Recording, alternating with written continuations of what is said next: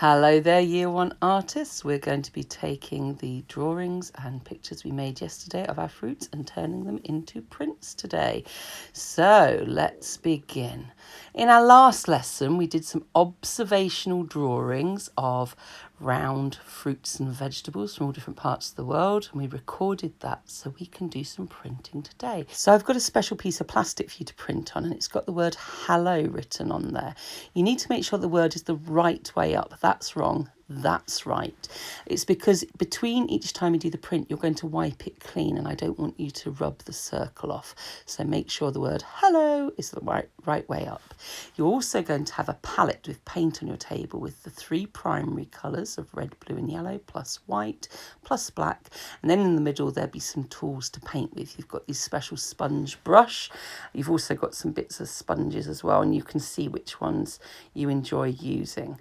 So the idea is you're going to be getting this paint onto this circle in the shape of your fruit.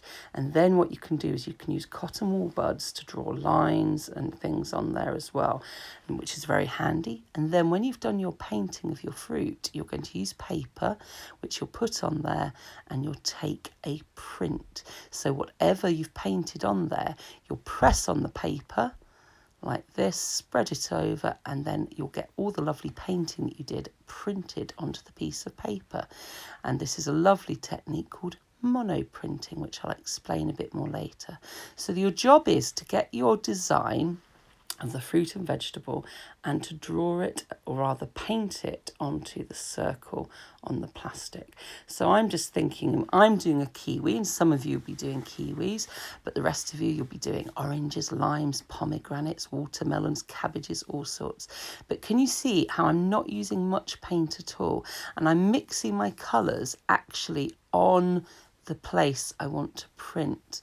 So I'm making a green, which we know from our other lessons, we mix blue and yellow to make green. And I'm making lovely bright green on here. And you can blend those colours, but can you see I'm not using a lot of paint? I'm just smearing it all on. I don't want thick blobs of paint on there. And you can use the sponge to smear on the paint. You can stipple it, it's called, where you dab it on there. I'm dabbing on here now, or you can smear it around, but I want the paint spread thinly. So your object of the exercise here is to get your picture that you did, your observational drawing from the last lesson, painted, filling up this entire circle here. And you can see I'm using the sponge brush now to do some lines. And in a moment, I'm going to use those cotton wool buds as well. The cotton wool buds are great because they do 2 things. You can actually use it to take paint off and draw lines on there to get some nice shapes. I'm going to use the cotton wool buds to make some sort of lines going around the outside of my shape, but also in my kiwi, in my picture, it had some nice sort of like shapes. You'll see some loops in a minute. I'm going to just mix a bit of brown actually on the side of my piece of plastic here. It was okay to mix the green straight on there, but for this I'm mixing some brown here, and I don't want to mix it actually on my painting. So I'm using the edge of my plastic here to get the brown I like. And as you remember, brown is a mixture of red, yellow and blue, and you need to keep mixing all 3 colours until you get the brown you like. And I'm using this to do the edge of my kiwi because that is the skin. Here's my cotton wool bud now. I'm drawing on here.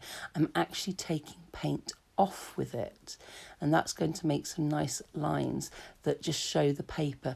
Here we go. I'm just drawing some loops on here that I noticed when I did my drawing, and can you see there, it actually takes the paint away. And I can also use my cotton bud to add paint on some little dots and details, like I've got seeds. So if you've got seeds and things, the cotton wool bud's excellent for doing little bits of detail as well. Little bits. Can you see here? I'm getting all my seeds in. And again, I don't want to use big blobs of paint. I just want to use a small amount of paint if it's too blobby, it won't print nicely. So I'm ready to do my first print. I line the bottom of the paper with the bottom of the circle, and do you see how gently I'm just rubbing that on there? I'm not pressing really hard because I could push the paper and all sorts of things like that, and I've just lifted it up and I've noticed there's a little bit of paint missing, so I'm just going to rub it again. There we go. Now it's ready for me to peel off entirely. So if you want to check it, you need to lift up one corner first and just check and lay it back down. Don't try and put it back if you've taken the whole piece of paper off. Now I'm going to get a baby wipe and I'm going to wipe my mat clean again. And this is why it was important, the drawings on the back of the circle there, because then we don't rub it off. And now I'm going to do a second print. So mono printing means one print. Mono is an old word for one. And so what I'm doing here is I'm making one print out of every painting that I make, and each one is going to be slightly different and unique because I won't mix the colours exactly the same. I won't put every dot and every line exactly in the same place. So that's why each of these prints will be unique. There'll only be one of them.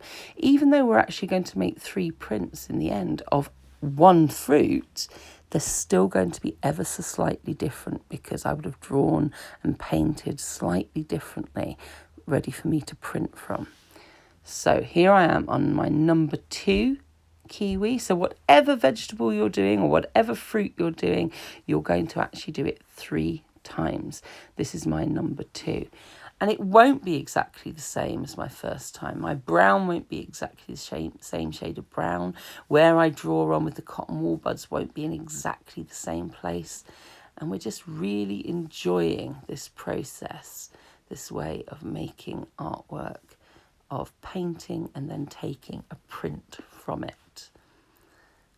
I'm putting on my little dots here. And I just want you to notice how carefully I do this print. I'm not pushing hard when I lay my paper on. Look, I'm lining it up with the bottom so I know the fruit's going to fit on there.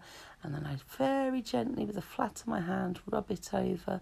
I can take a peek. Yes, I like that. So I peel the whole thing off. And there is my second print, print number 2. I'm ready to go in for print number 3. So I again wipe it off.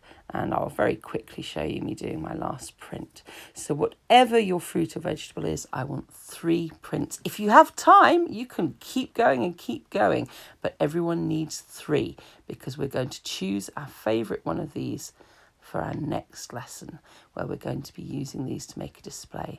Now, I'll just quickly show you how I did all the other fruits and vegetables as well, because I think that's nice to see. There was a pomegranate. There we go. Bit of yellow, bit of red. Nice lines. Then I did the tomato. That was a nice one to do. And I really enjoyed doing the watermelon. I enjoyed doing the watermelon so much. I did a couple of those. That was really good fun. And you can see there how I'm applying the paint with the sponge and then using the cotton wool bud for detail. That was my red cabbage. Did a couple of those. And then there's the lime and the lemon. And there you go. I had a go at all of them. It was great fun. And tomorrow we'll be cutting them out and turning them into a beautiful display. Have fun, everybody.